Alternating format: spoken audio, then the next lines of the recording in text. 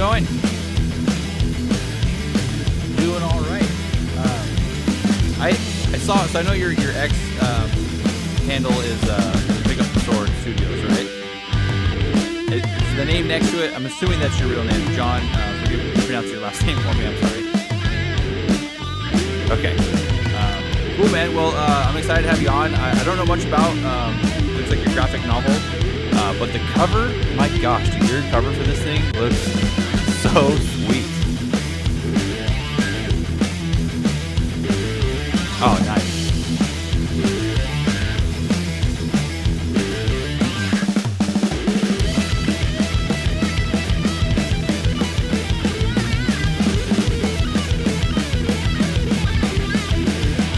Flash, that was really good, and he did it. It was all his illustrations, and it was black and white. And he's coloring the upcoming graphic novel called Kill Them Dead. And he's just an outstanding talent. He did that for me. That's an oil painting. And we probably like went back and forth on it for about 3-4 months. We're just getting all the details right. Nice. Yeah. Yeah, that's rad, dude. Is this like the first thing you've written, or are you just like a not just, but are you a graphic novel like writer, or do you write novels as well? This is my first graphic novel. I'm not. I've never published anything. I've just been working on building this world and kind of learning how to do storytelling. So I have a kind of perfectionism, but I've kind of gotten rid of that finally. But I just really wanted to create a really high quality story that I always enjoyed reading myself. Mm-hmm. And it just took a lot of learning about politics and religion and war, I suppose, and like conflict and like how to make it realistic Yeah. so that when I write about it, it comes across as realistic, Yeah, like for lack of authentic a and better stuff. word. You know what I mean? Yeah. No, 100%. It's like you can't write about a kitchen if you've never worked in one. Yeah, right. No, I've heard that from a bunch of writers, like one of my favorite writers, Larry Correia. He's like a firearms instructor, so like when he does scenes with guns it's super detailed. You can tell the guy knows what he's talking about. But he also did a thing with Brandon Sanderson where they went and did like it was like a medieval camp where you like learned how to use like swords and put armor on and stuff, just so you could like see how it feels and like it just improves your your ability to write that kind of action. So I totally get what you're saying. You can tell when a writer like has done the research or has like firsthand experience versus someone who's just kind of like, this is how I think it works. Yeah, totally. I always enjoyed the stories that involved like in-world politics, not real-world politics. Mm. That's not what I do at all. Like my stories are pure escapism. Yeah. And then like religion and gods, and whether it's a monotheistic religion or a pantheon of gods, I just wanted to. I think you need to understand it before you can write it. So I've done a lot of studying, and then I spent honestly the last 12 years I've just been studying the art of storytelling itself, so that I could craft as good of a story as I could. Yeah, I'm a huge fan. Like I said, I don't like when it's like modern real world politics inserted into the story because it comes off as, I mean, you can tell, and it's usually people put like whatever side they're on, they put their boogeyman in there as the bad guy, and it's just, Yes. yeah, I don't like it either direction. But yeah, for sure, like if it's like in world, like yeah, politics are super compelling for a story. Religion makes for a great source for like tension and conflict and brutality or peace, faith, meaning. Tons of great like themes you can pull from there. If you don't mind me asking, what's Yeah, some of the like? it just provides depth. Go ahead. It just provides depth to the story. Mm-hmm. I mean, a classic, like a classic adventure story of the hero saves the day and slays the dragon. That's fun too, but like I'm a big fan of the Game of Thrones books, Mm-hmm. and it's that depth then like the political intrigue and the machinations behind the scenes and the having the writer ask questions that the reader needs to ponder without providing the reader the answer. Yeah. I love that because then it's just all mystery, right? Like if you read, have you read George R. R. Martin's books? Yeah, I think I would say I've read the first two, and then I haven't. I stopped watching it at season 5, and then I haven't finished any more of the books.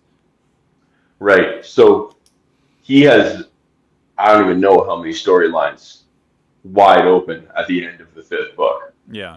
that aren't anywhere near concluding. That's why a lot of the people who critique him don't believe he can actually end it in two more books because he just continuously creates more storylines. And when he's stuck on a book, he likes to introduce more characters, which results in more storylines. And Yeah. it's just out of control. Yeah, I mean, I liked from like the first couple books. I thought they were good books, and then I didn't really know much about them until the show came out. I had never heard of them because Mhm. I wasn't like as big of a reader then. I definitely got way more into it, especially once I started BookTube. I started just consuming as many books as I could. But yeah, I thought his first couple books were great, and then I heard that he basically, once I found out that it's probably not going to get finished, I was like, well, I don't really know if I want to. Like, I don't have a problem taking a chance on a new author who's just like book one, they're working on a series. Sure, I'll give that person a chance. But if it's like pretty clear he doesn't seem like he's going to finish his series, and I don't really want to put more effort in to get to the end of book Yes. 5. You know what I think is? I think he's, when he dies, I think his publisher will get someone to shadow or to write it, like 100%. how Brendan Sanderson did Robert Jordan's Wheel Yeah. of Time. Yep. I suspect that's what'll happen. I think so. I also There's too think much money. I don't know if he's confirmed it, but I think that maybe like the ending from the show might have been his planned ending, and now he's like, I don't know if that's true. Oh, That's just a guess. I right. fall into that camp as people that, because I know it's like a popular theory. I didn't come up with that, but I put my eggs in that basket. I think that's probably correct, Yeah, but it's seeing the fallout of it. But maybe in the book he does a better job of executing it. I'm sure. Yeah, that's Hopefully. because like with anything when they go cinematic, they kind of have to condense things and make it work to fit. Even on a show thing, they have to cut some stuff out. But yeah, I do like that. Like you mentioned, Game of Thrones. Something that I like, that I feel like is a similar style and very political, are the Witcher books, and those actually have. I just picked up the last one book. I don't know, Lady of the Lake, and so I got to finish that. But those are very political, and I think Sapkowski has like a degree in economics. And when you read it, you can definitely tell because he's got like, he gets like really in depth on the different currencies and like just like actual economic things going on in the world. And you see how like Right. how much that affects the actual politics of this region of this fantasy world. Yeah, I like when authors can make economics interesting. Hmm. There's this Canadian author named Stephen Erickson, and his series was called Tales of Mazatlan the Fallen, or Malazan the Fallen, and I believe it was 10 books, and each book was like 1,000 pages. So Hmm. it's just absolutely enormous. I didn't actually finish it. I think I got to book 7, and I just kind of ran out of steam with it. But he had one particular book where the economics of the city played a real major part of the overall conflict and the tension. Hmm. And the way he wrote it was fascinating because he was able to make economics fascinating. Yeah, I've heard his name. I haven't read any of his books, but I've heard his name. I want to say like Steve Diamond and Larry Correia kind of toss his name around a lot as an author that they read. But I'll have to check his stuff out because I definitely like that kind of stuff put into the fantasy world or whatever. Even I definitely sci-fi. recommend his first book. Hmm. It's called Gardens of the Moon. It is fascinating.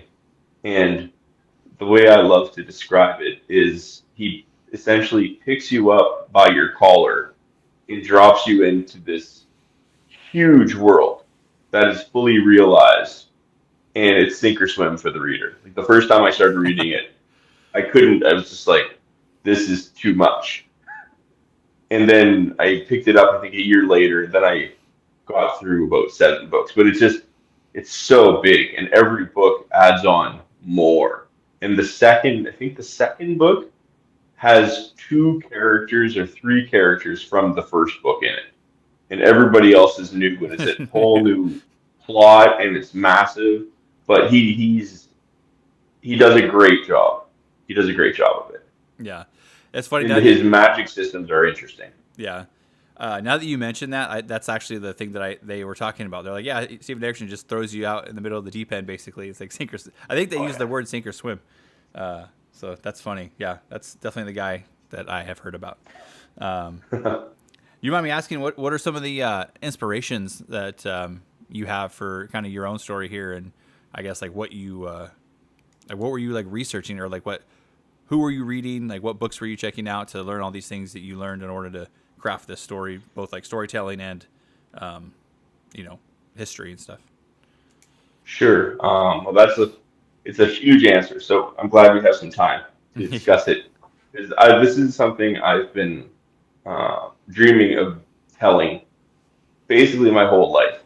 And I would say I really got into the building when I was probably 16, 17, and I'm turning 47 at the end of the month. So I've been working on this for 30 years in the development. And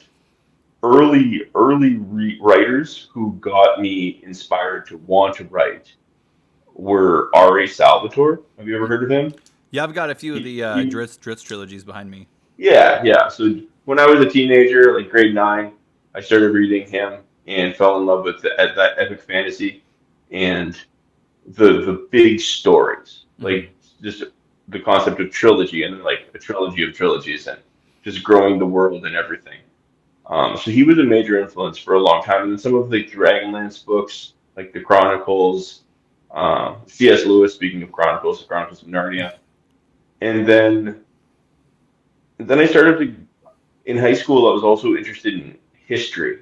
And then kind of fell away from it. I just got caught up in working and just the day-to-day life kind of my 20s.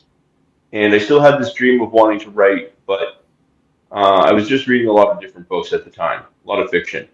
And the last 15 years, I really invested heavily in studying history of planet Earth, from the Romans to the Mongols to Alexander the Great, Chinese history, like the subcontinent of India, the history of our own, like the Americas, not just North America, but South America and Central America. And Hmm. then, of course, the Europeans coming to America, and then learning more how like the Vikings came here and how the Russians came to North America in the 1800s.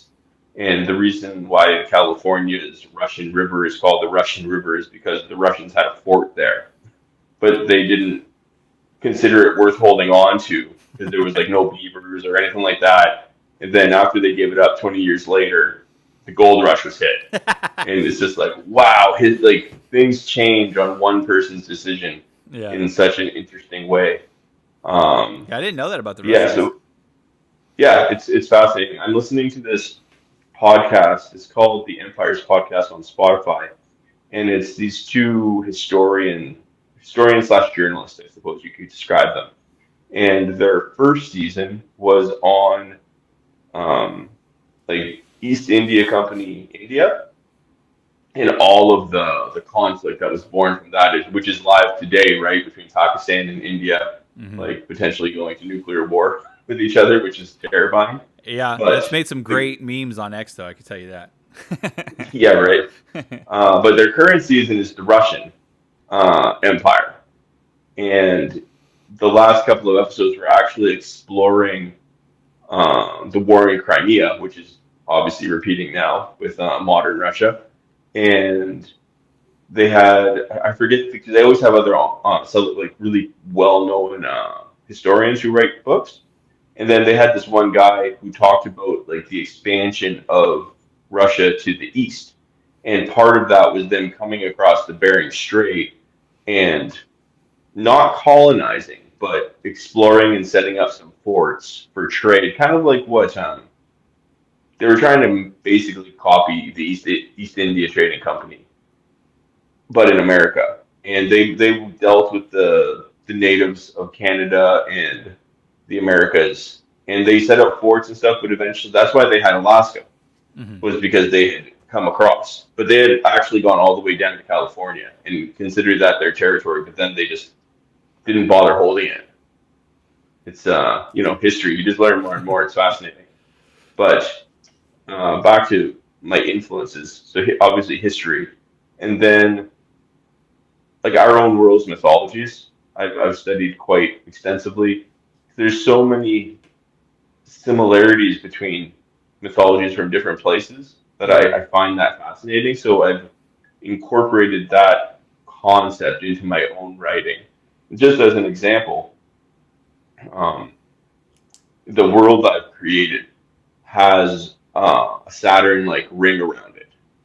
So part of the stories in world are the different um, how the different cultures represent that in their own societies. Mm-hmm. So like a major civilization, like a kind of a Roman Empire-esque power, would see that as like like almost an all-father god, almost kind of like Odin or something. Mm-hmm. But then if you go to a tribalistic, shamanistic culture, they would identify it more as like say Great Spirit, or it's however they choose to Yeah. visualize it. But taking one thing that's the same in the world and then differentiating it through different cultures, whether it's like, say, it's an island people like the Hawaiians, how would they represent it?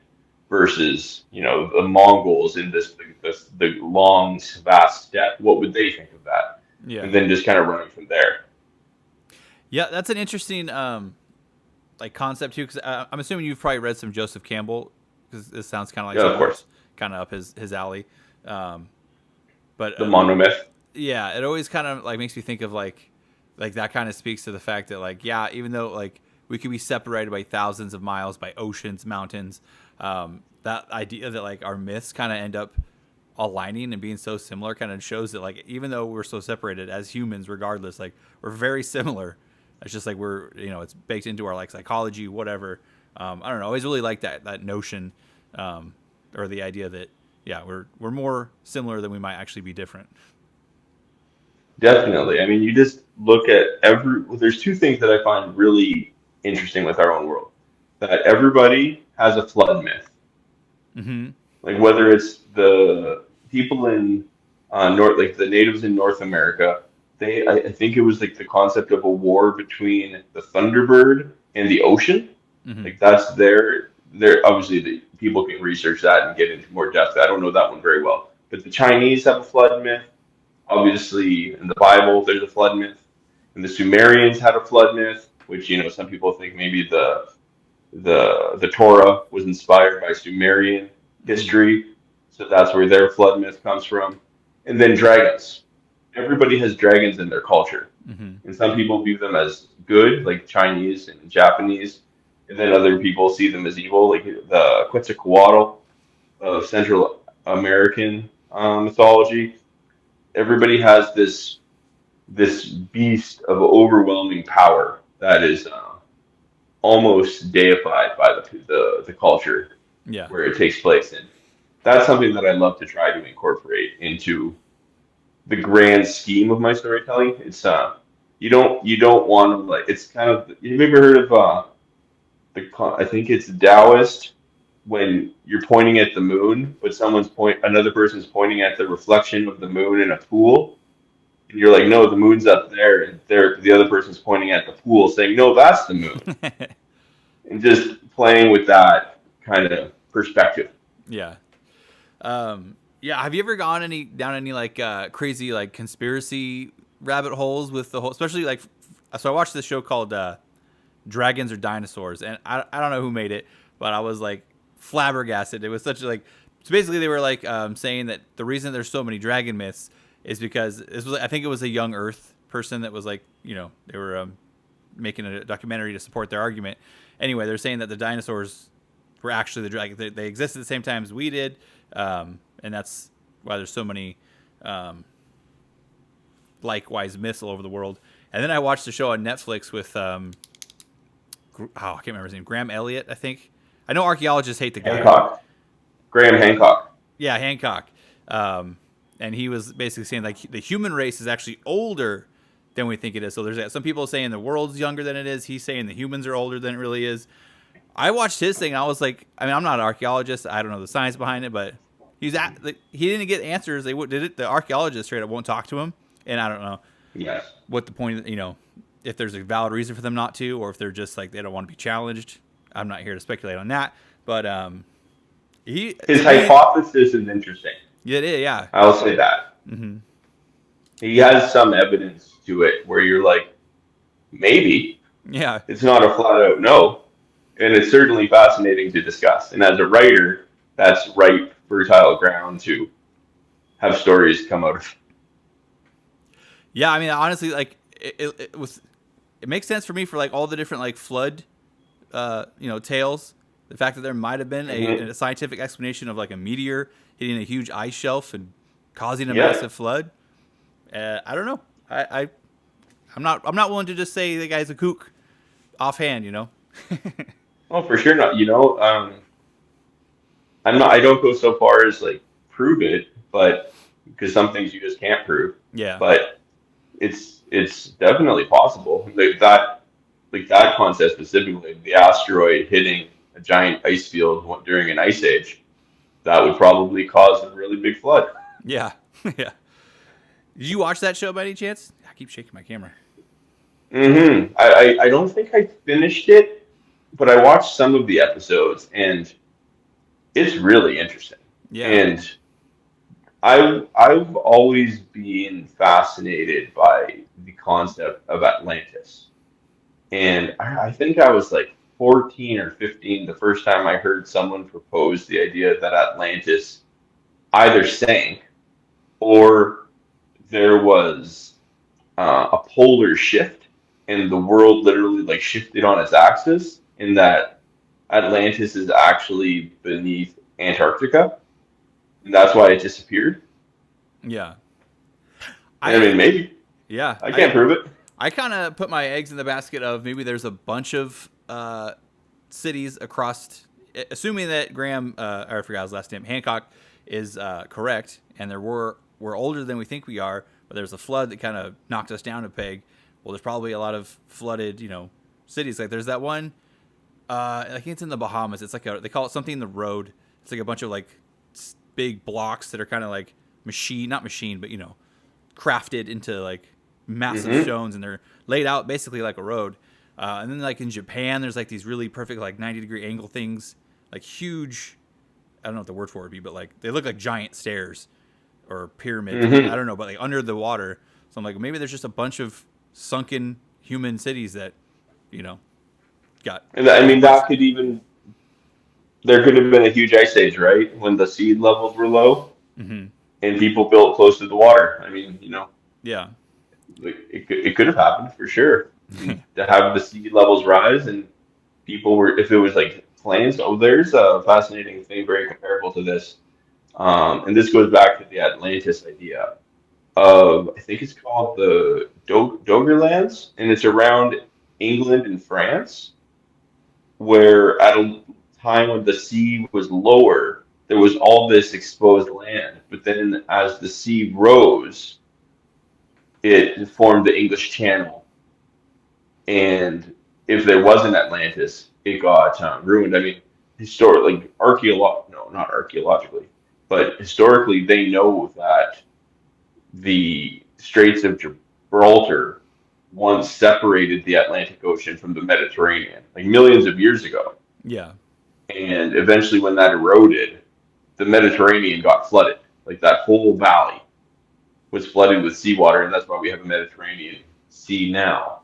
So it's not impossible to think that that could have happened in either larger scales or even smaller scales. Yeah. Yeah. That's And it's all definitely. fun. Yeah. I love like going down those rabbit holes and like because we don't know. There's so much we don't know, and like scientists can wag their finger at you all you want, but like they don't know either. Hmm. At least for those type of things. Definitely. Yeah. I'm Yeah. always So, hesitant of anyone who's an absolutist in right. anything. Science is settled. Yeah. So inspiration. So you kind of talked about the history. I think I got us sidetracked on the Great Flood. No, that was good. I You love were talking about the conspiracy. Great Floods, and then I was like went on that tangent. Yeah, no worries, no worries. So then I guess it kind of splits in a way for me when maybe like 15 years ago, where I went from just being a fan of stories to becoming a student of it because I've had this flame inside of me wanting to tell this story that I've been working on for so long. And I've tried my hand at writing like contemporary stuff that would be set in our own world, and it just bores me, Yeah. and it's not interesting. So it's always been this fantasy, like say Star Wars. Star Wars is just great escapism. So you have these two branches of media that I appreciated and enjoyed as a fan, and then people that inspired me as storytellers or philosophers or creators in one regard or another. Hmm. So to explore the storytelling that I enjoy, uh, the last 3 4 years I've really gotten into manga because I love the breadth of story they tell. So like behind me I have 8 editions of Berserk by Kentaro Miura, Hmm. and he wrote 10,000, or he wrote and drew 10,000 pages of story That's crazy. in Berserk. Right. And he is like my sensei when it comes to storytelling. My book, Inker, is going to be dedicated to him, like a formal dedication in the opening page, because he just set the bar. And I really struggled with the tone of story I wanted to tell for a long time. I was inspired by the darkness in George R. R. Martin's writing, and I thought I wanted to have that like shocking violence and evil stuff, words you can't necessarily say on YouTube. And uh, I wrote a lot of stuff like that, but after I read Kentaro Miura's Berserk, I realized he did it, Hmm. if that makes any sense. And it kind of gave me a sense of peace where there's already a masterpiece of exploring how dark you can go. Hmm. So I don't have that bar of trying to like break some kind of barrier with being an edge lord in my writing anymore. I'm just going to tell the story I want to tell. And there's still lots of darkness. And Inker has a lot of darkness. It has demons and explores the concept of what happens to people when demons are either invited or allowed into their lives, and the havoc that they can wreak, and the challenge of ridding oneself of demons. And then almost an additional challenge of what if you don't believe demons are real, but you're actually haunted or possessed by a demon? Now what do you do? Yeah. So Kentaro Miura, Berserk, huge influence. A lot of stuff on TV, different stories. Have you watched Arcane? I think I saw like the first episode. I'm not a big League of Legends guy. I didn't know. I didn't, and I don't have Netflix anymore, so I've heard it's really good. I don't remember if I heard the second season kind of dropped off a little bit or not. I don't remember people's So opinions. so So yeah, but I heard the first B season was minus. phenomenal. Yeah. Yeah. For season one was an A plus. So that's more recent, but just the storytelling and how they tied things together in just especially season one. Like it is a perfect bow, and it ends on a note that promises a season two, which they delivered. And I don't know the writers' names, but season two they tried to do something incredibly ambitious on like a high intellectual level that I think they didn't quite capture. And for the audience, you just didn't know what was going on. Yeah. Like they just didn't land it like they landed season one. Um, and then what else? Like Lord of the Rings, stuff like that. Those like once again the big epics. Hmm. I love. And then most recently, I've really fallen in love with One Piece. And I know there's a lot of people out there who don't like anime because there's a lot of repetition.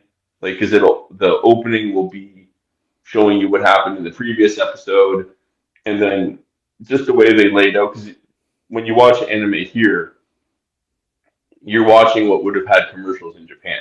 Yeah. So they would have cut to commercial, and then you're basically seeing the same scene over again. So it's kind of off here, Yeah. but I can just step back and appreciate the fact that what I'm watching was made for a different viewing experience that should have had commercials. Yeah. It's like a And formatting the issue. story, exactly. And the storytelling of One Piece and the character development and just how the characters are produced is so incredible. And once again, a huge story, right? Yeah, it's a There's massive 20. anime, right? Yeah, there's like 27 seasons, and then I think Japan has another 20, Whew. which is It's bonkers. like they're And Simpsons. then yes, it's totally their Simpsons in that like lifespan. It's been around for 20, 25, 26 years or something like that. Has the And then animation they have style some changed movies. as it's gotten newer? No, but one thing I've heard recently is fans don't like the sound effects because they've been using effectively the same sound effects for like 20 years. Hmm. And they kind of spam, like in a sword fight, they spam you with the same sound of like the swords clashing, but there's no difference. So a lot of people are calling out the studio that produces it. But the story is, I'm not that far in. I'm like, I think season 14 or so, 14, Hmm. 15. And some of those seasons are so well done. Like they'll have like a season that'll be say 15 to 16 episode only, pretty light and just entertaining, easy to digest story. But then they'll lay out a 35 episode season that incorporates the backstory of one of the crew members, and it's compelling and dark and just draws you in. Like you'll watch an episode, they're only 22 minutes. So you watch one episode and it ends on a note kind of like Breaking Bad back in the day, Hmm. where all you can do is like hit play.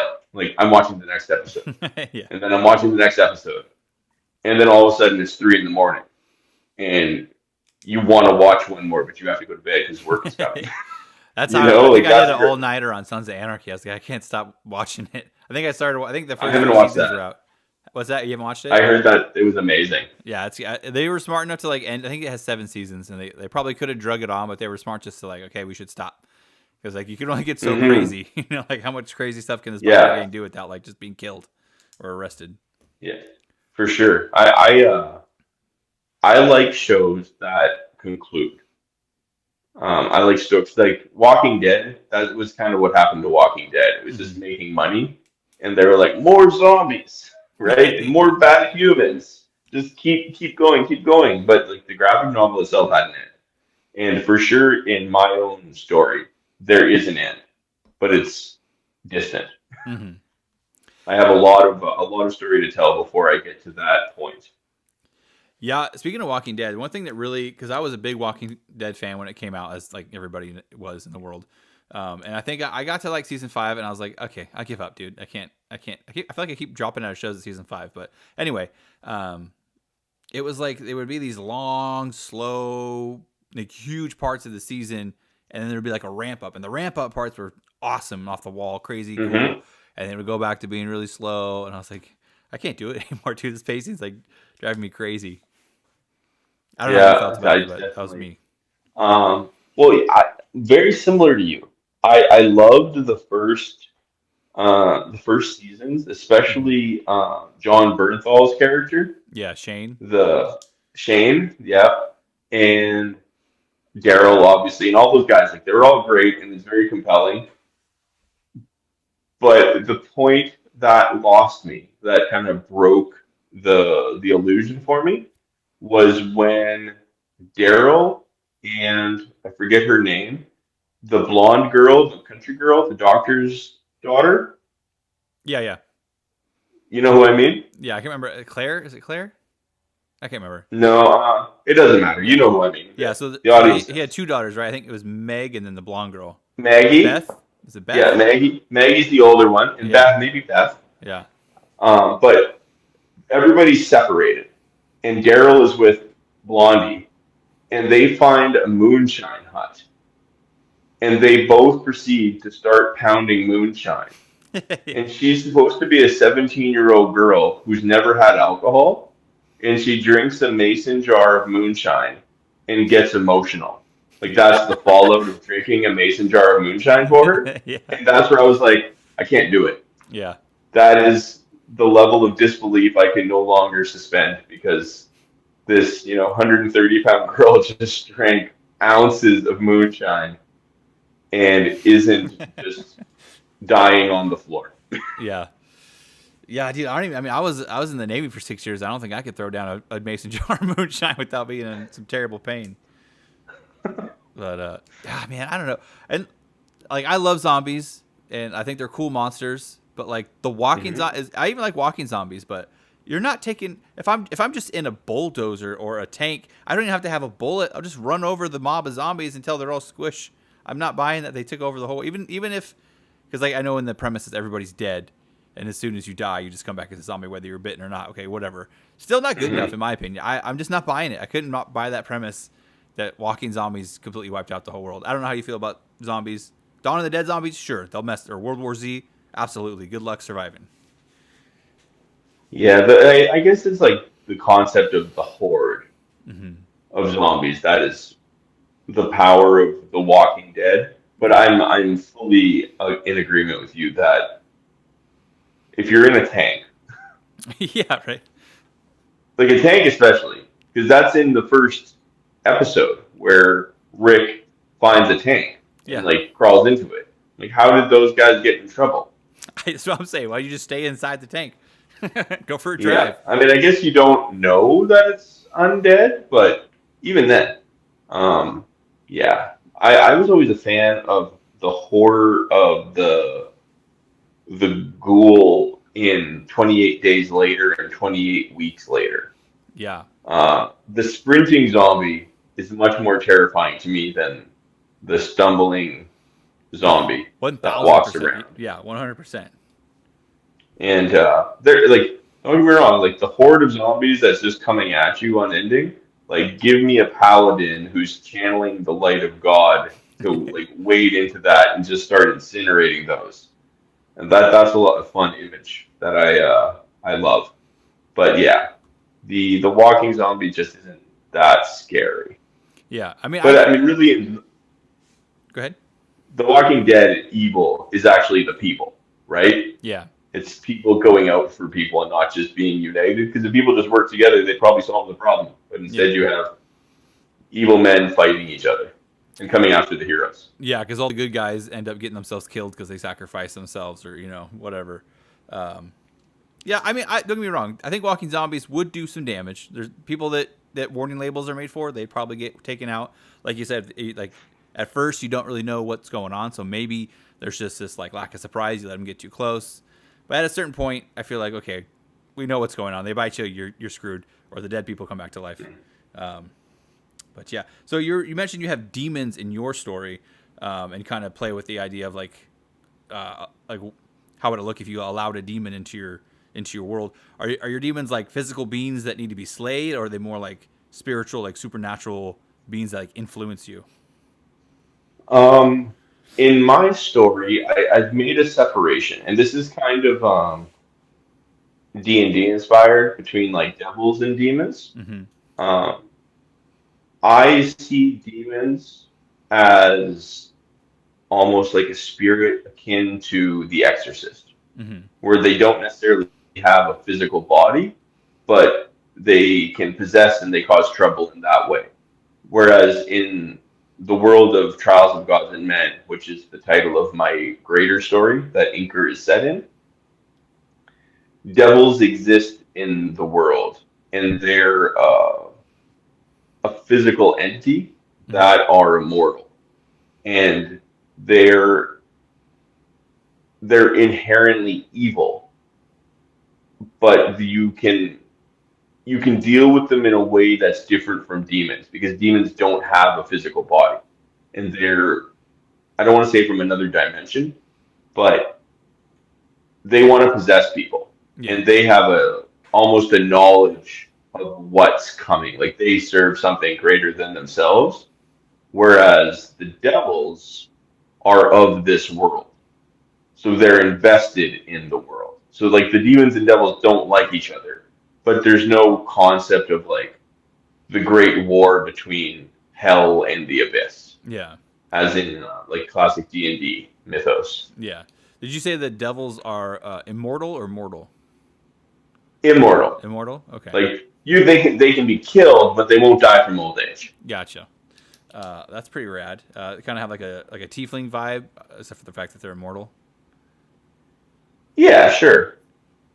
Or but there's no human in them. Whereas like a tiefling in D&D would be like a half human with demon blood or double blood. mm-hmm. Um, these guys are 100% double. And I don't know if you're familiar with the concept of Oni in Japanese mythology. Like ogre that can like shapeshift and go invisible. Yeah, Yeah, like eats your yeah, soul. that serves as a major inspiration for my devil concept. Like Nice. a big nasty beast. I just submitted my Fund My Comic campaign earlier today for approval, so I don't believe it's been approved yet. It usually takes a couple of days for them to do that. But on the campaign page, there is one image from my book that displays a devil. So to give some color Mm-hmm. for when that campaign goes live, people will be able to see kind of what I'm talking about. Nice. Have you read any of the Monster Hunter books by Larry Correia? I am not. You'd probably like that, but there are two Oni in the second book, Monster Hunter Vendetta, and he does a lot with like messing with like how we see, he reinterprets, I guess, like classic myths on mythical creatures. So like there's trailer park elves and there's gangster gnomes and there's orcs that love heavy metal, and so with these two Onis, they are basically like they're immortal. They've been around for a long time. The Greeks somehow these two Oni managed to like they're basically bounty hunters, but for like monsters hire them or bad guys hire them to go kill whoever, and then they get paid in souls, and that's how they Okay. live forever. But they ended up working around like Greece, so they became known as Kratos and Bia, which I think are Kratos. I know obviously from God of War is in the pantheon, but I think Bia is probably in maybe I don't know in the Greek. It must be. Like I think she's a It, minor it must god, be inspired. goddess. Right. But yeah, anyway, super cool and really cool fight scene with them in it. Yeah, but I bet. Sounds like a cool concept. yeah, I mean honestly, if you like Berserk and stuff, I think you would really like the Monster Hunter series. I'll have to check it out. It's a little bit more. And is it graphic novels or novels? These are novels. I listen to them just on audio. Specifically, Oh yeah. like the Monster Hunter series. I'm a huge fan of the Oliver Wyman is the narrator for that. But I just, yeah, that series I specifically only listen. I don't read it. I listen to that series. Nice. Yeah. That's awesome. It's a little. It's not as serious or dark as Berserk. It's more of like he kind of played with like B-level horror movies, tropes like that. Mhm. And it has like action, cheesy action a little bit in there too. There are serious parts. More like PG-13. No, it's definitely rated R. But it's just Okay. it's like action funny, but like there's like hyper violent, just some super violent scenes.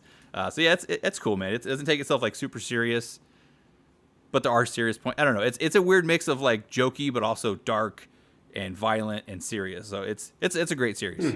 Highly recommend. Sounds fun.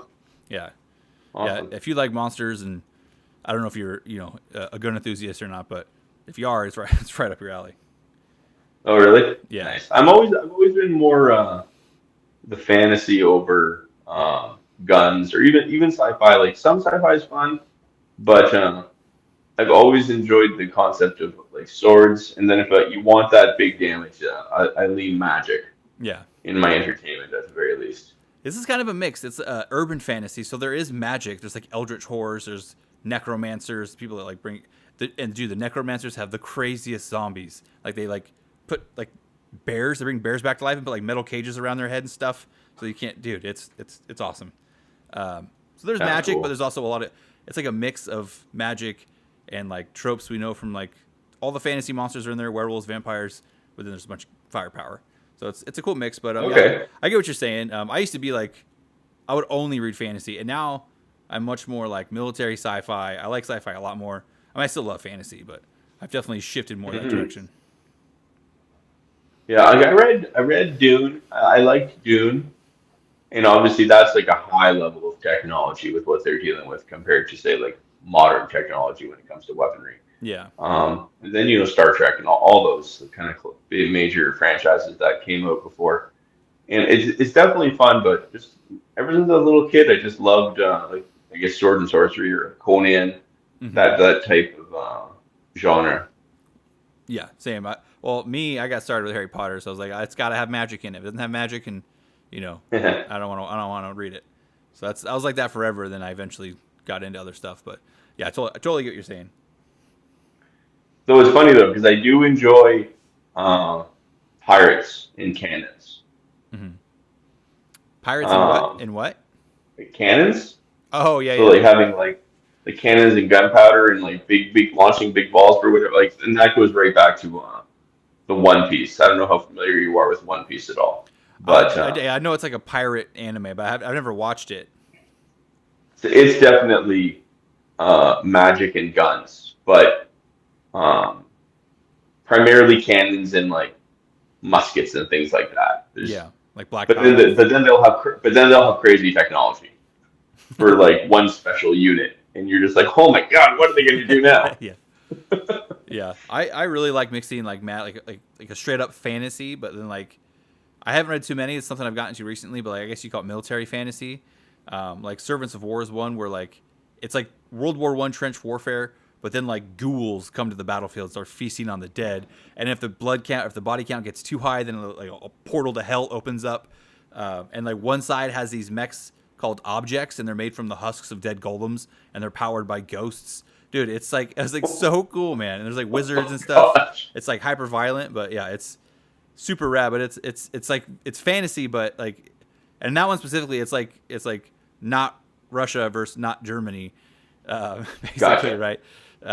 Dude, it was my favorite book I read last year. It was amazing. That sounds amazing. What's it called? Servants of War. It's the book one of the Age of Raven series called Servants of War. Okay, I'm gonna have to check that out. That sounds really cool. Yeah, it's got like goddesses in it, like the Baba Yaga is in it, or like one of the goddesses referred to as the Baba Yaga. It's Hmm. got secret police, dude. It's rad.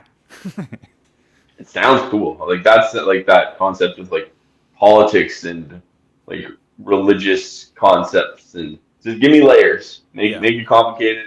Let me get lost in it and I'll yeah, call it a day and be happy. yeah. It's got that, and then yeah, like I said, it's got the magic mixed with like the modern, I guess World War I, but like more modern or style warfare than like medieval. So yeah, dude, I can't recommend that book enough. Yeah, that sounds really great. I love it. Yeah, I can't wait for. I think they're still working on book two, but whew, that's a good one. The first one was a banger. Yeah, yeah, I'm hooked.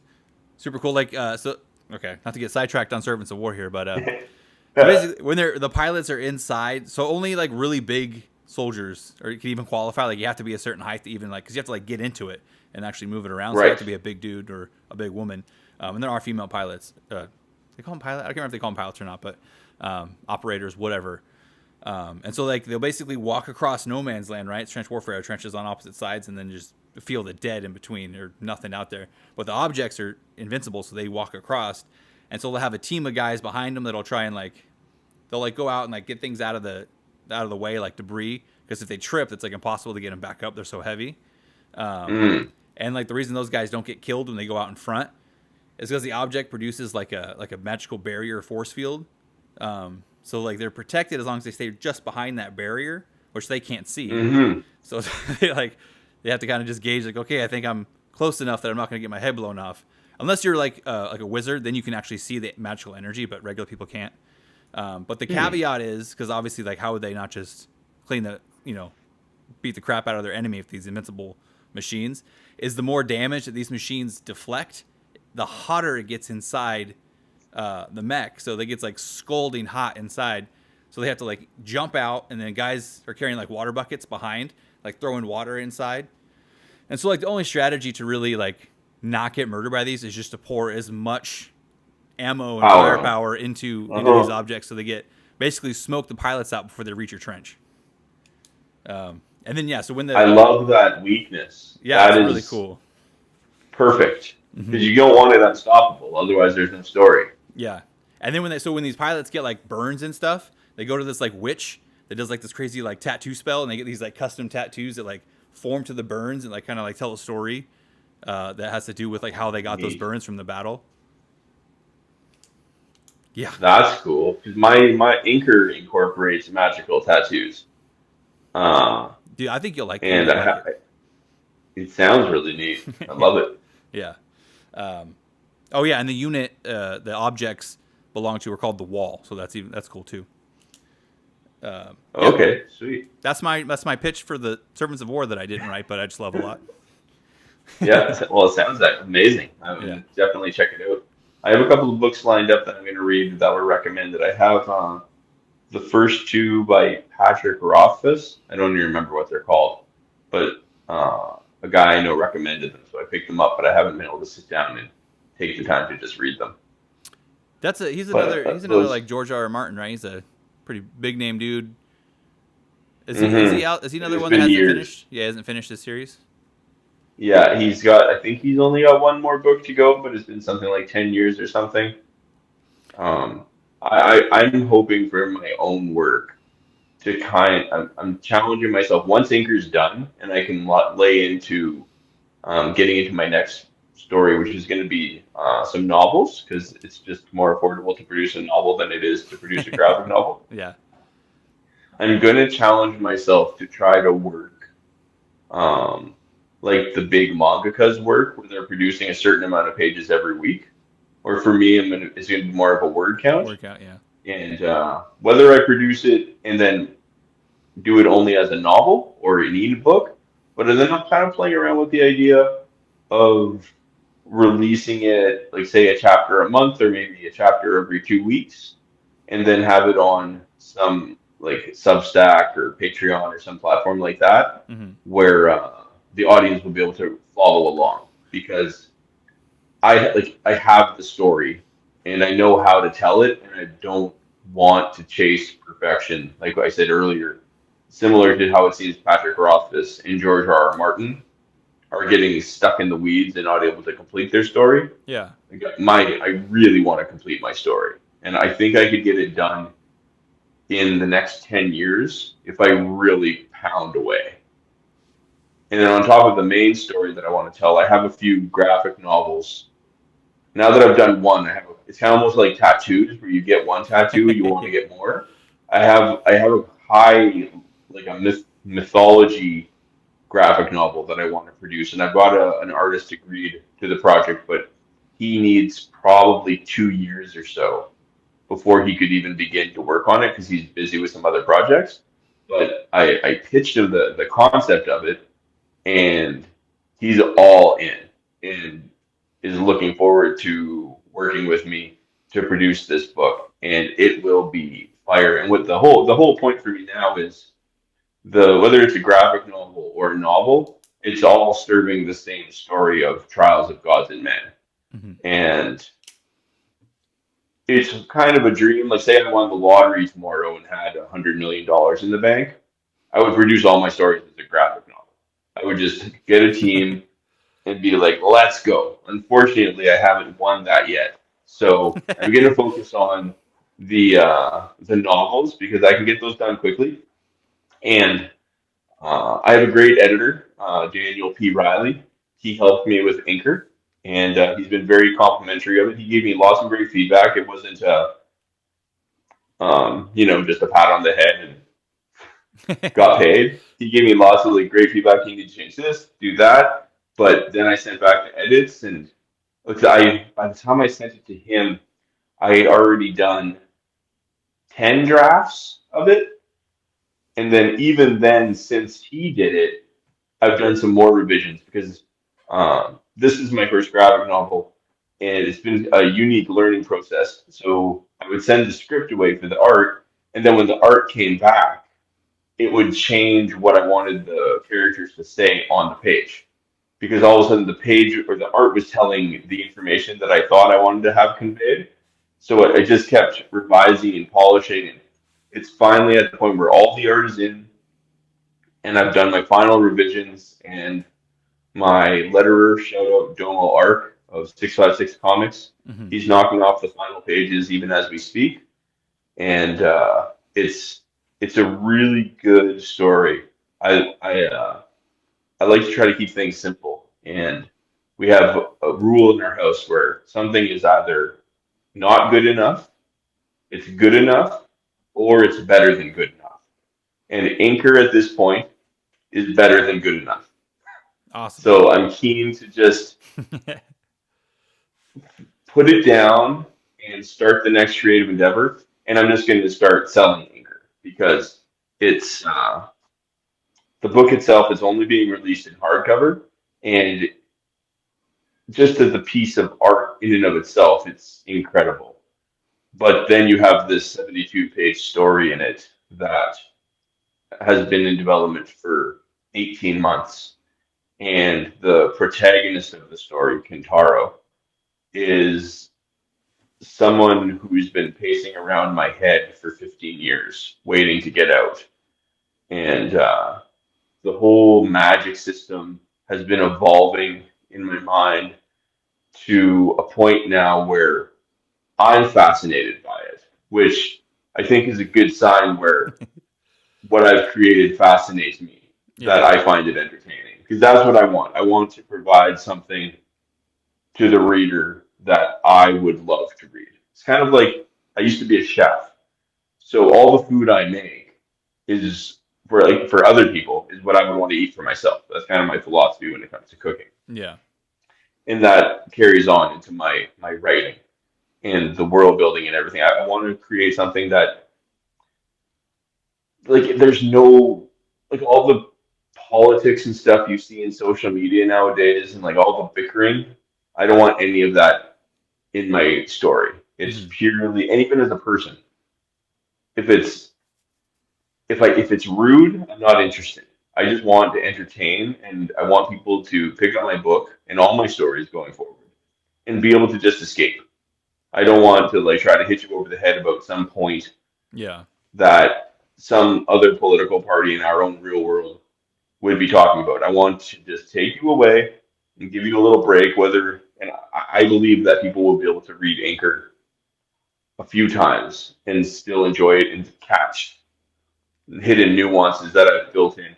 And then even going forward beyond Anchor, there's going to be, say, you're 3 novels into the story of other stories, rather. And then if you go back to Anchor, you're going to be like, oh, wait, like this ties into this thing down the road. And that's what I love. I love not awkward or forced Easter eggs, but, Hmm. the well done ones. Yeah. So I strive to do them as well as I can. Nice, dude. That's it seems like you're like got a real passion for graphic novels, especially versus just like regular novels.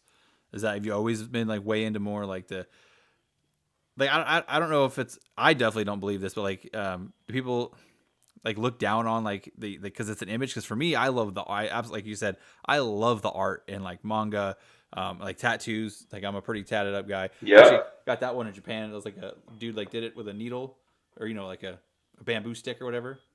Yeah, that's the style of tattooing that Kintaro practices. Is that it has a specific name? It eludes me at the moment, but that's what he does. Hmm. So that's really cool. Um, when I was a kid, I was much more into like American comic books. I was always more Marvel than DC. Hmm. The first series I ever got was the OG Infinity Gauntlet run with Thanos. And so Thanos as a villain is like top two for me. And so grand and powerful and flawed. Like I love a flawed villain, but I also love a villain who's just evil. Yeah, I don't need, a some sympathetic redeeming villain. story. Just Yeah, give me a bad guy who knows he's a bad guy, like Darth Sidious of Star Wars, obviously. yeah.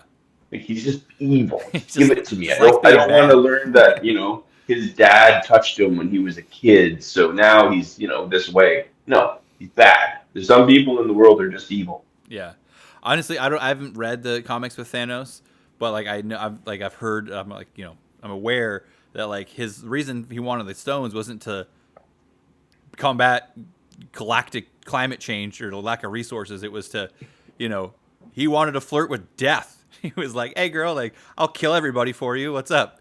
Like that's awesome. Yep, That's super metal.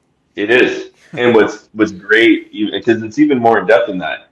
He died, and then she brought him back to be her servant. And then he went of his own volition to collect the stones to like be worthy of her. But in the process, he became infinitely more powerful than her. So then she spurns him, and it's frustrating to him. And that's what actually it's not done in the movies, but in the graphic novels, that is actually the catalyst to his snap.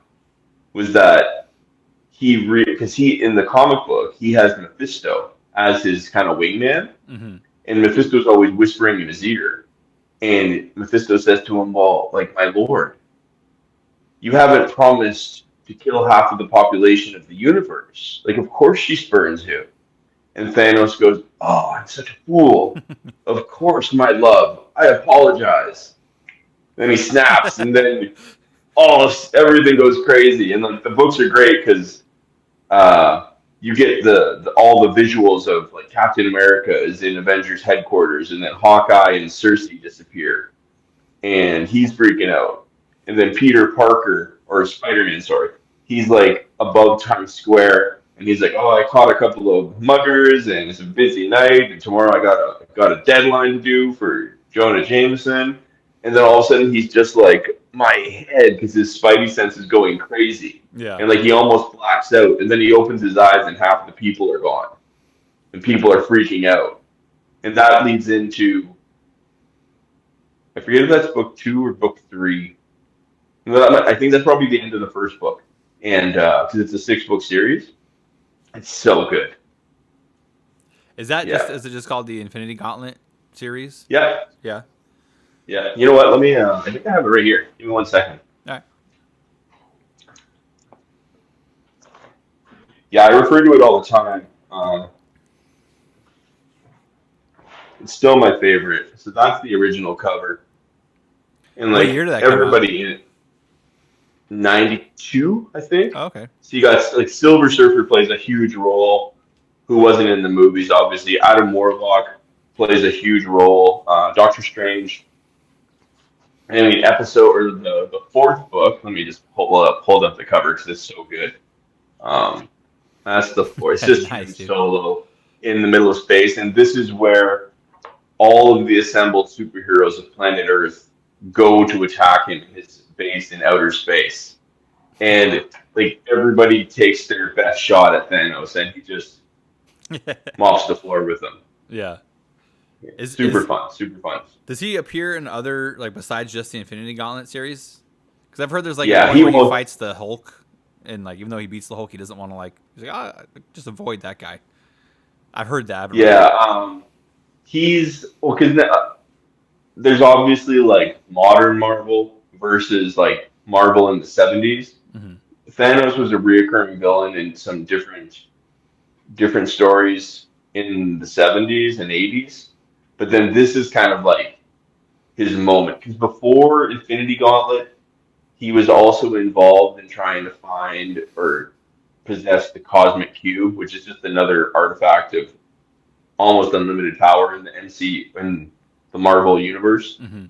and his failing, from my understanding, is that deep down he doesn't believe he's actually worthy of winning.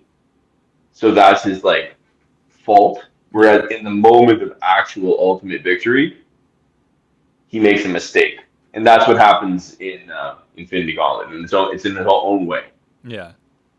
I like and that. it's really well done. Yeah, I do like that. Like when you have like a super powerful villain, or in his case, I guess his weakness was that he didn't have confidence, or or Sauron, who has too much confidence, where he's looking in the wrong spot because he's not thinking about little halflings, or whatever. Like he's almost kind of easy to manipulate because he thinks he's so strong, and he kind of puts his forces. Like all the men have to do is they ride to the Black Gate. And he's like, okay, I'll empty Mordor out and send everybody that way. So it's like he's so powerful he doesn't Yeah, feel like he has to be tactical.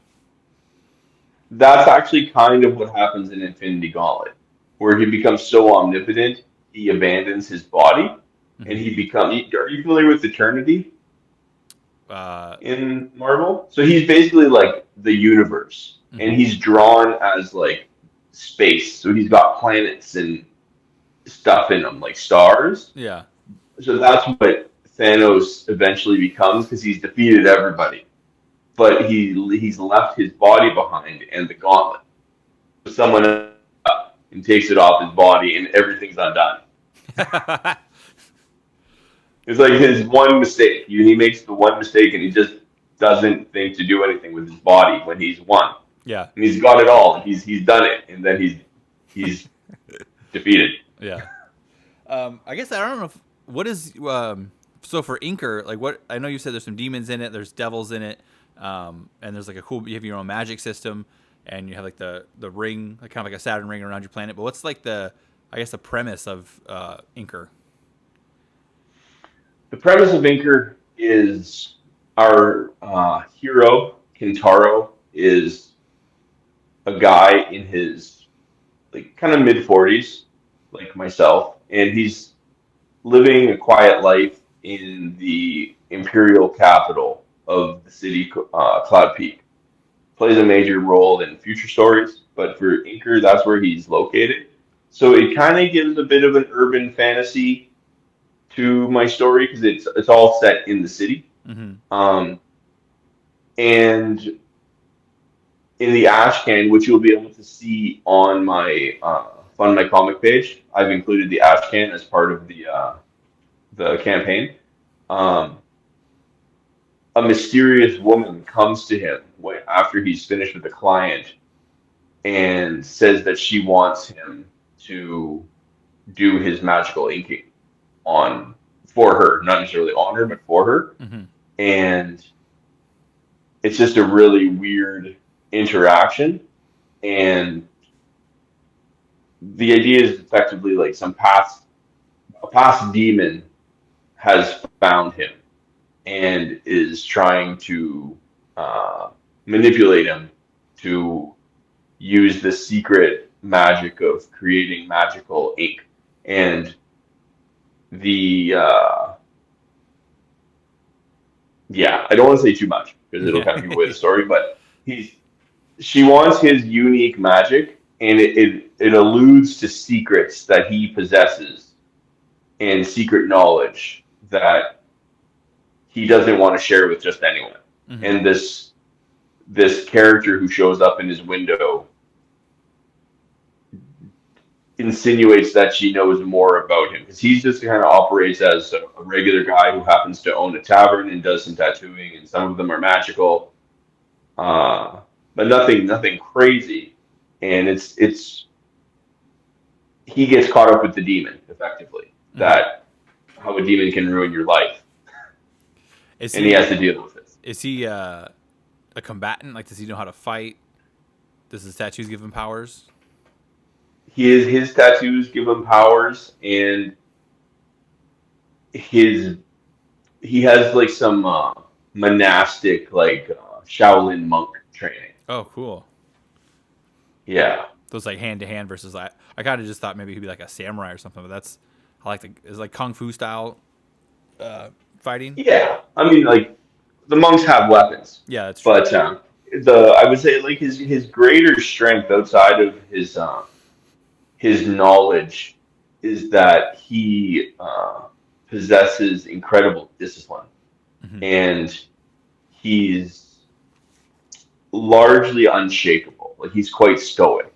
So when he sees something that the average individual might freak out over, he's kind of like, well, that's curious. Yeah. I wonder how that happened. Like he doesn't panic. He's cool in terrible situations. He doesn't lose his head. Yeah. Cool. He's a great character, and it's funny because I had never considered a sequel. Inker was always going to be a one-off story, mm-hmm. But of course, as a writer, the curse of more ideas. Yeah. I've got in my head the development of Inker Part 2, but that's I don't even know when. Yeah. Are you always going to keep it independent? Or are you looking to get scooped up? You never say never, mm-hmm. But part of the reason I never tried to publish anything, or like I've never pursued it really. I've entered contests, like short story contests and stuff, but I was always obsessed with the control of the narrative, Mm-hmm. and I didn't want to have an editor who would come in and tell me you need to write it this way or you need to write it that way. And that's not to say that I'm not humble enough to want to tell the best story, and I'll take that criticism. That's what I love about Daniel, is he wants me to tell my story, but he just wants me to tell it in the very best way that I can. Yeah. Um, but then if you but we know that if you go to like a major publisher, they might say, well, you need to change this character's skin color, or you need to change their gender, or we need to take this character and put them into one character because it'll make it more compelling. Yeah. But I'm a I'm an outliner and a plotter, Mm-hmm. so I've got my whole 2 million word story like roughed out already in an Yeah. outline format. And for me to take this character and combine them into one complicates issues down the road because I've got everybody mapped out and I know where they're supposed to be in particular beats of the story. So it's kind of a blessing in disguise that I'm finally producing my first book, and I expect I'll probably stay independent. But my plan is to partner more, like to partner with other people so that we can cross promote our own products. Like in this book, I'm going to have an advertisement at the end for 656 Comics and their book Cryptidnals, and it's a really cool book with incredible art, and they explore like just different stuff from our own world, like dogmen, Sasquatch, and things like that. Yeah. Um, like modern mythology almost. Uh, and that's as just a thank you from me to them that Oliver, my colorist, Oliver Ark, he has like 25 years experience in this industry, and he's just been this incredible resource that I could rely on to make my book as good as it can be. And if I have a question, I go to him and I'm like, so what do we do here? And he's immediately got an answer, and there's no drama. And in Twitter and like just social media, they're not drama hogs. They're not trying to start trouble with creators. They just want to create the very best books. Mm-hmm. So those are the people that I really want to work with.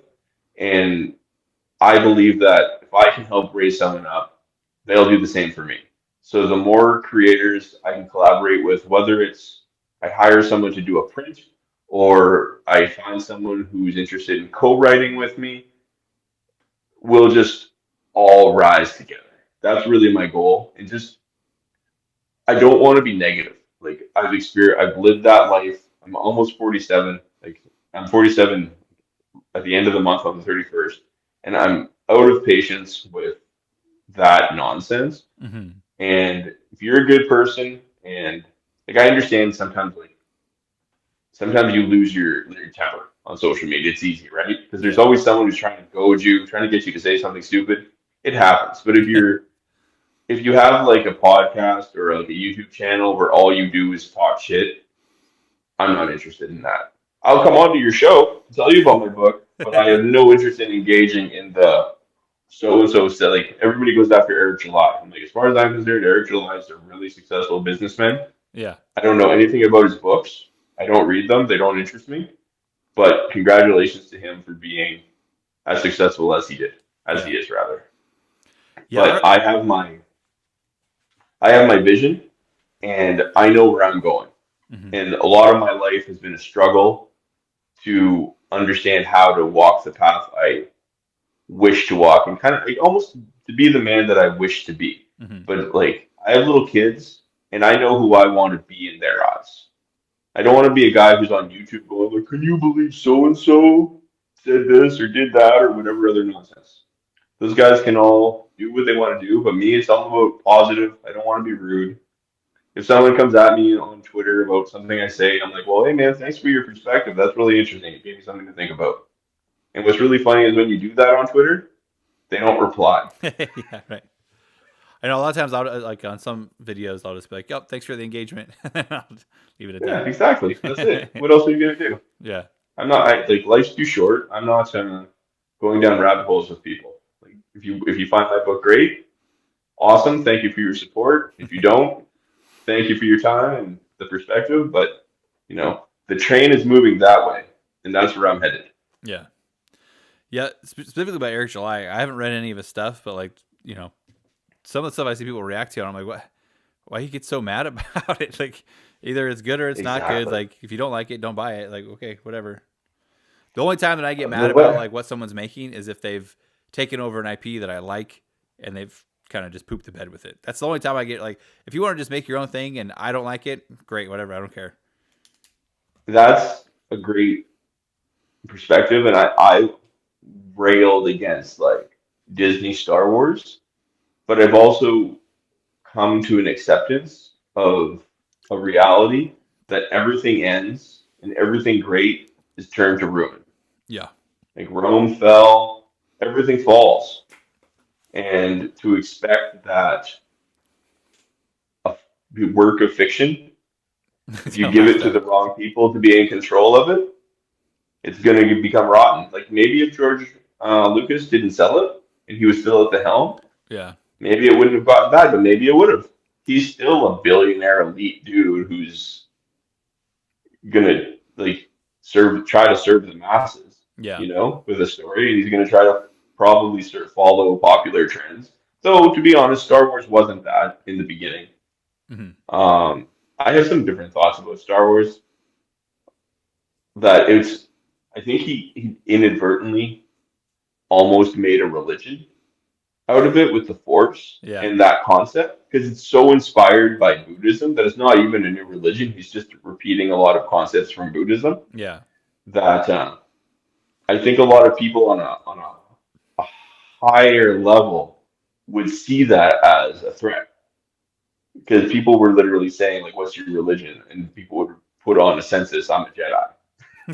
That's going to get noticed by people, and they're going to be like, "Wait a minute, what's up with this?" yeah, yeah. I mean, even like that's a good point. The things like they don't last forever, and plus you have the originals. You can always go back to the stuff, the part of it that you did like, which I do. But also you think like guys like Tolkien, like he's long gone, and Hmm. thankfully Jackson, at least with I don't really like the Hobbit that much, but the Lord of the Rings films Yes, are fantastic. Like amazing. I don't know anybody who doesn't like those. Like they're so good. Um, and but then like Well, obviously, Tolkien's grandson, or was it his son, didn't. oh And really? that Christopher Tolkien was very critical of Peter Jackson's adaptation because he said it was just basically turning his father's work into an adventure film. But then I've seen a little bit of Rings of Power, and I think Yeah. if you're okay with I that, well is he still around?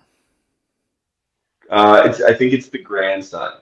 It's Yeah. the estate of Tolkien now that's in charge of it. And Yeah, I when don't know if I'm Chris dead would and sign off gone, on ROP. yeah, it's true. It's a true story. Like if my kids can eventually sell my product, my IP for $1 billion, I'll be like, whatever. Yeah. What did they say in South Park? Make them chicks and gay. Like, Lame and gay. Yeah, put a chick in it, make her lame and gay. yeah, fine. Yeah, go Will you for make $1 billion? Sorry, it. fans. In a Yeah, 100 years, I apologize. I know, right? Yeah, I think maybe like I could see why Chris, because I mean I'm not a Tolkien professor or anything scholar by any means, but I've just like listened to people that are passionate about Tolkien and stuff, and I mean I've read the the Hobbit and the trilogy, but or I guess Hmm. the one book that they split into three, but I don't as to my understanding he wanted to make it like the mythos because history, right? Like it's written by the victors, and England doesn't really have like a mythos or like a I guess I don't know, I could be way off, but to my understanding Tolkien wanted to like make a mythos for England because there wasn't one or it had been destroyed and lost through time, and that's kind of like why he made Lord of the Rings. So I can see why Christopher might have been like, hey, this is like not really the point, even though we all love the Jackson or the Jackson films. I could see why maybe he would say something like that because maybe he knew his dad's intent for his stories. I don't know. Hmm. Yeah, for sure. It's it just is what it is. Like Yeah, everything falls apart eventually. Especially like look at the Bible.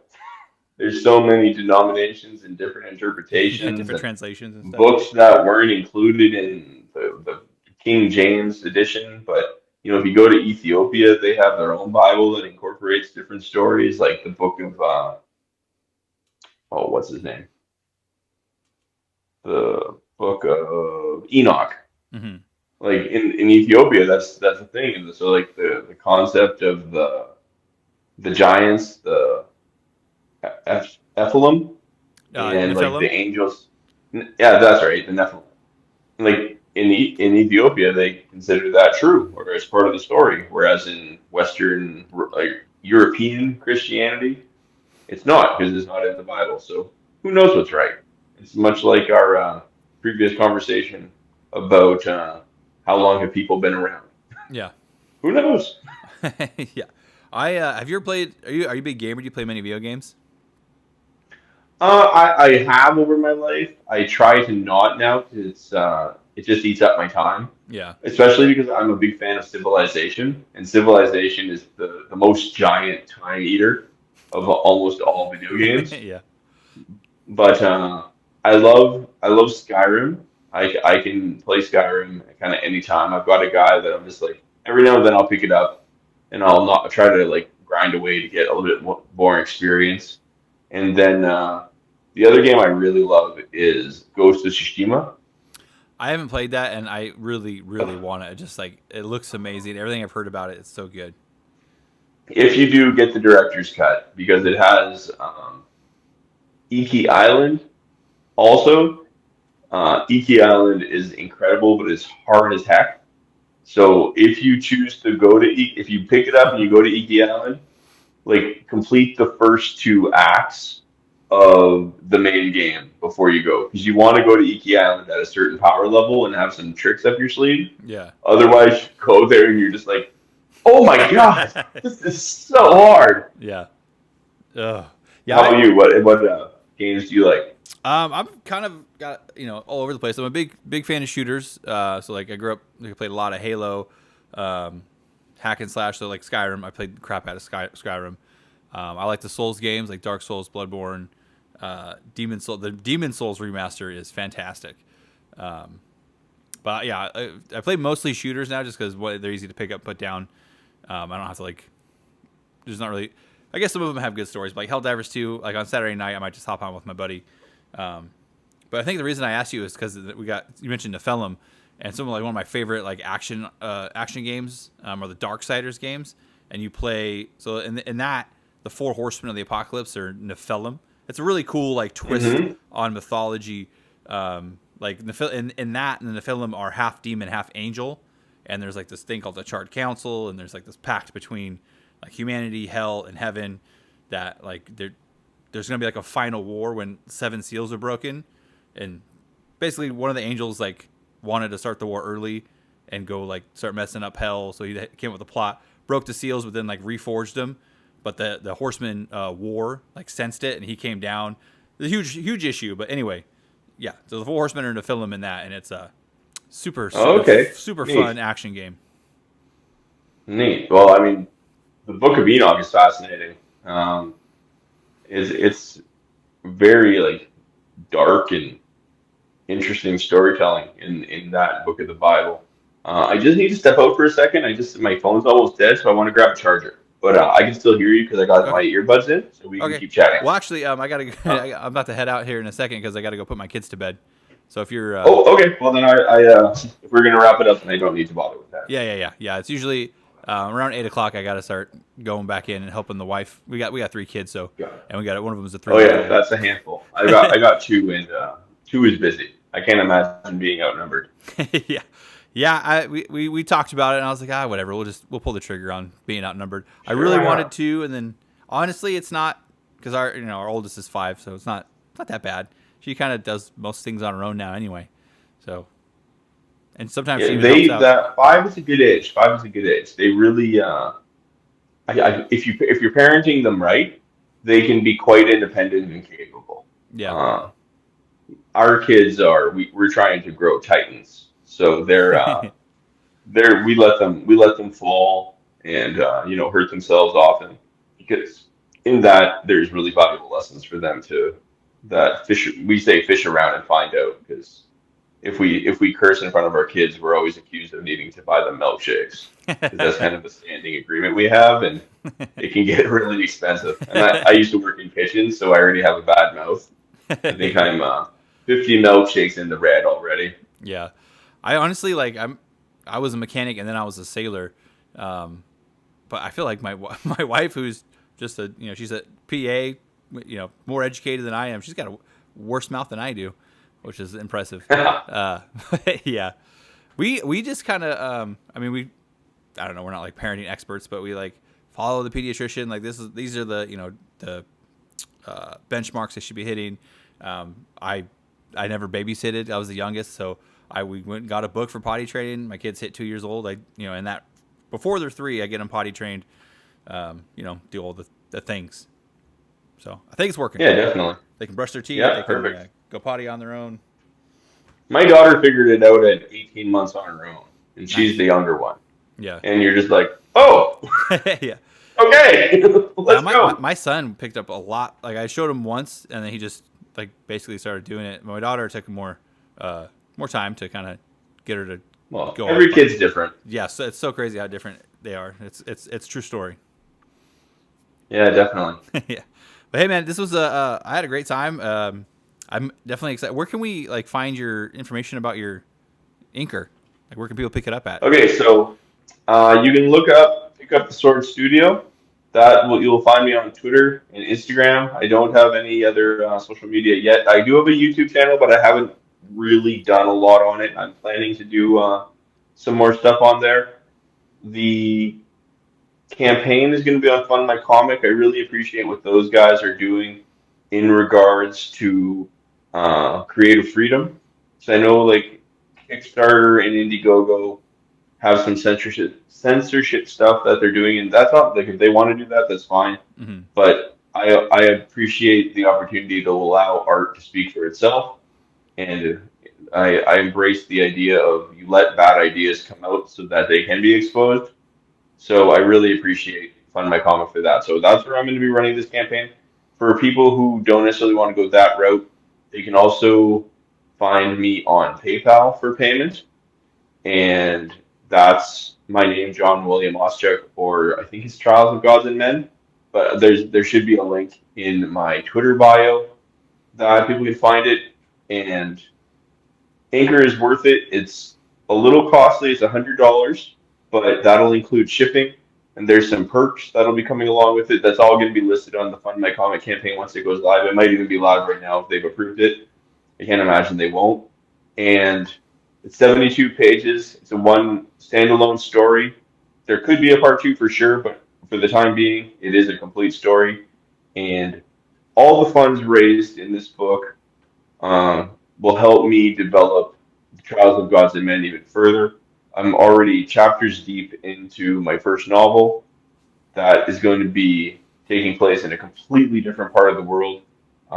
Anchor starts in the heart of civilization. The next novel is going to be called 13 Tribes. It takes place like in the mountains. Like imagine Khabib Nurmagomedov is your protagonist in the mountains, like he's a mountain man, and it's a tribal culture. And that's my major protagonist that I've been working on for 30 years, and I've been dying to get his story into the world, and I've needed to get myself to be the man that I need to be able to tell that story to make it worthy of him. Mm-hmm. And it's going to be fire. So for everybody that supports me, you are supporting a vision that's been being molded for 30 years, and the story won't disappoint. And Anchor definitely hits home, and it is a tight story, and it'll be entertaining. If you're a fan of Kentaro Miura and Berserk, you will like this story. Yeah, that's awesome that you're not like undercutting yourself on your price and you have like faith in your product, because I see a lot of indies like not charging what they should be charging for their products because they feel like I don't know how they do it. Well, this is why I did hardcover though. I don't want to. Some down the road, I may do a soft cover, a run of it, but this first one, like I'm an unknown, so I really need to lean into a premium product, which is something that I love. Like if I'm going to buy something, I always want to get like very close to the best, if not the best that I can. Mm-hmm. So that's what I've crafted. Is I've spent 18 months. I've hired a team of incredible artists. There's 7 of us that are making this book happen, and just I've had a video editor come on board, and I sent him all the files, and so he's putting together a video that'll be ready in the next couple of weeks, which will be adding on to my campaign, and that'll also be put up on the YouTube channel. Um, yeah, if you like fantasy, if you like horror stories, you're gonna want to get Inker. It's a piece of art. It's something that you will be thrilled to have on the table, just to be like a conversation starter, and you'll be able to read it many times over. And it is only the beginning of the Trials of Gods and Men saga. Hell yeah, I'll have to talk to my wife. I got a pretty good stash of bottle return money, so I'm gonna have to like, hey, I'm taking Sweet it. man, I'm the one that takes it to the store, so I'm taking the money. definitely. Well, hey, thank you for having me and taking the time. I feel like we've barely scratched the surface of conversation between the two of us. So hopefully we can do it again. And perhaps once I get my own channel up and running, I can have you come on and we can talk about storytelling more. And I'll have to read some of those books you recommended. Yeah, Servants of War, definitely. I think you'll love that one, dude. Yes, that one sounds awesome. Hey, we talk about some cryptids too, because you mentioned that other comic. That sounds awesome. Yeah, it's Cryptonals. Yeah. It's super cool and amazing guys. The book itself is amazing, but Oliver Ark and his brother Dominic, and they have a whole crew of dudes there. They're out of Mexico, Mm-hmm. and they have created amazing books, and they great books, even better people. Awesome, man. Well, yeah, definitely. Slide into my DMs when you get that channel up. I haven't been on anyone else's channel yet. I've just had people come on my stuff, so that'd be awesome. I'd be super down for that. Awesome. All right, man. Well, you have a great night. Thanks for Sounds coming great, on. man. Thank you so much for the opportunity, and I'll message you about that when there's a chance. Sounds good, man. I'll be looking for it. Excellent. Have a great Yeah, evening. you too. Thank you. Bye. See you later.